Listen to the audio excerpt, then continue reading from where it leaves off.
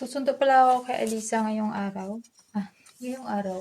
Ano na ngayon dito? Nasa 4 to 30. Sundin ko siya sa kanyang kindergarten. Naka-jeans lang ako kasi warm na sa labas. Nasa -1 lang. Mahirap kapag mainit yung damit mo. Tapos, pawis na pawis ka. Tapos, amoy pawis ka. Hindi na ako mag-scarf. Ito lang yung damit ko. Tapos ito yung coat. Hindi naman masyadong makapal tong coat na to.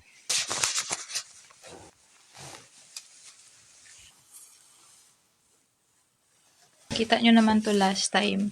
Etong coat na ginamit ko. Plus na tayo. Kunin ko lang yung susi. Ano yung lips ko, guys? Masyadong dark. Maglagay tayo ng pampapula. Nagtatrabaho si asawa sa kabilang kwarto.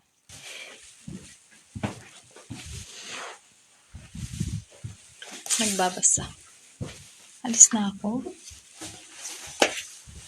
Ito yung malapit na school sa amin. Nandito na ako sa kinder, guys. Naantay ko na lang si Alisa.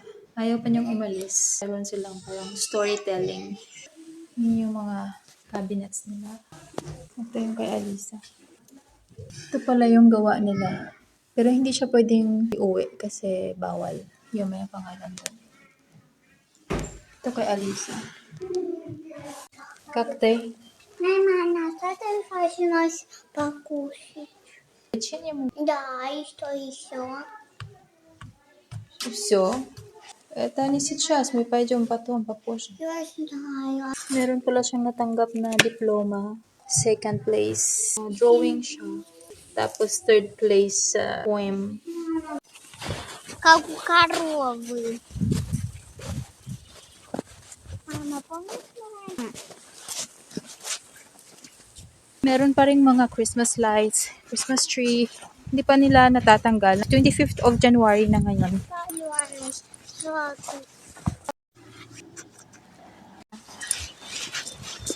Hindi na kayo makakaabot. Did you say hi?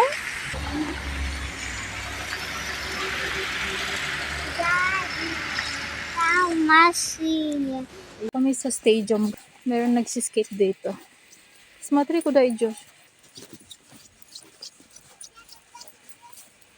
May lesson si Alisa ng 6:30 hanggang 8:30. Nag-walking lang kami, mga 20 minutes lang naman.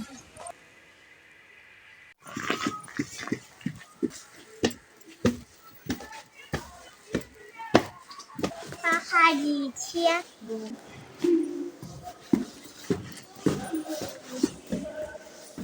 Dito kami sa taas. Sa second floor.